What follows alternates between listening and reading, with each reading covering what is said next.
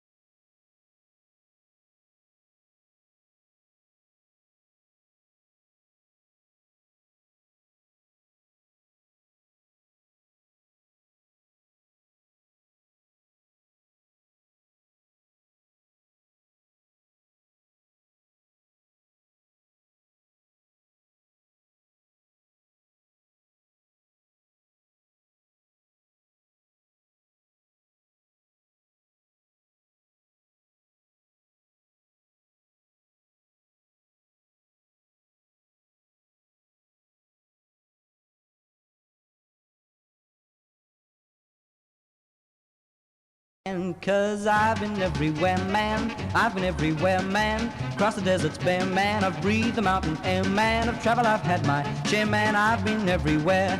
Been to Tullamore, Seymour, Lismore, Mooloolaba, Nambour, Roochdore, Kilmore, Marillaba, Birdsville, Emmaville, Wallaville, Connemara, Connemara, Strathround, Proserpine, Ulladulla, Darwin, Gingin, Lillaquen, Muckdilla, Wallumbilla, Bougainville, Cumberland, Ramakiller. I've been everywhere, man. I've been everywhere, man. Across the deserts bare, man. I've breathed the mountain. Hey, because we found Eva. Hello, Eva. Oh, yes, hello, sorry. That's okay. Hey, Eva, thanks for joining us. I'm sorry there's been a bit of a mix-up on times and stuff, and we're having a really bad day technology-wise as well. So it's just one of those days. Never mind. Welcome. You've got Neil here. You've got Rob there as well. We won't play the little intro theme. We're here to talk about Griffith. Tell us about Griffith. Where is it? And tell us a bit about the town. Okay, so Griffith's in the Riverina. Everyone says at the heart of the Riverina, so maybe we're not the geographic heart, but we are the pulsing heart of the Riverina. Oh, nicely done. I like it. And I like the fact you used the word pulse, because that's the name of our radio station. Well done. Ah. Intentional, I know. Ken. So Griffith is, about 2 hours west of Wagga, and semi-arid environment. Irrigation is what makes our area thrive, and we've got a whole range of, it's like a Garden of Eden. If you fly in with the plane, it's sort of like a whole lot of dry area, and then you get this beautiful patchwork of green, especially in the summer. Now, Eva, there's a bit of a stigma that's attached to Griffith, speaking of green and growing in tropics and things. It's probably affected it in many ways, jokes and the like, but seriously, is it something that the town is aware of, or don't care, or play up on it a bit? Oh, look, there is a bit of a play up on it, especially when the Murray-Darling Basin Plan first came out. There were a few jokes there with horse heads thrown and stuff like that. But it's such a small part of just a tiny, tiny, tiny number of people that are involved in that. And, the rest of this area is made up of really hard-working people who have earned their money honestly and with the, sweat of their brow and stuff like that. So it's unfortunate, but, yeah. I think from what my experience is that it's something that the town was probably a bit taken back, way back in the time, in the 70s, but I think you're probably right that, well, it's going to here, it's here, it's going to be affecting us. Let's make a joke out of it. Let's play up to it rather than letting it engulf us. And I think that's probably been a good way to deal with it. Yeah, definitely. So I was in Griffith, Eva. I think I mentioned that to you when we were chatting a little while ago, and probably January. And my recollection of it's interesting you talk about the Garden of Eden thing. When you drive a long way to get there, don't you? You're coming through places like I'm going to say it starts with W. Whittington. No, that's not the name of the town. Whitten. Whittington's in Geelong. Whitten and places like that. There's sort of these little settlements, isn't there, sort of around it, but you drive a lot through paddocks to get to Griffith, and it is this sort of oasis in the middle of nowhere. Yes, look, and I've heard that they would set up towns, it would be like a horse ride away or something like that. Okay. But, yeah, Griffith is not on any of the major highways or anything like that, so, it's usually a place you actually have to want to get to. You can't sort of drive through it, you actually have to want to come here. But, yeah, there's a lot of wonderful little communities around as well, and we're very, very fortunate here because we're not reliant on one industry. So, we've got a lot of engineering places, and so we actually, I suppose, foster, surrounding areas as well. They come here to get things made. Kind of a hub, if you will. Yes, yeah. So, we're about 24,000 people, but I think we've got a feel of a bigger centre than that, especially with restaurants. People in Griffith, we love our food. And, there's a lot of restaurants. Many of them are Italian, but they're always busy. So, we're very, very fortunate. We've got a lot of great restaurants that serve wonderful food here. So. One of the things I noticed too when I was up there was when I visited I just went on a drive through the bottom half of, and I mean that in the geographic sense, you understand, of New South Wales, and visited a lot of towns.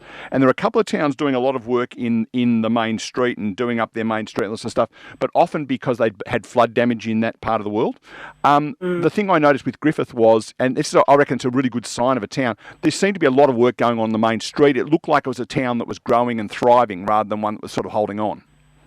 Yeah, definitely. And I think it's a part of our diversity, diversity in people who live here, but also industries. So, we've got a usually a strong horticultural industry. So we've got, grapes, obviously a huge centre for wine industry. And then we've got citrus.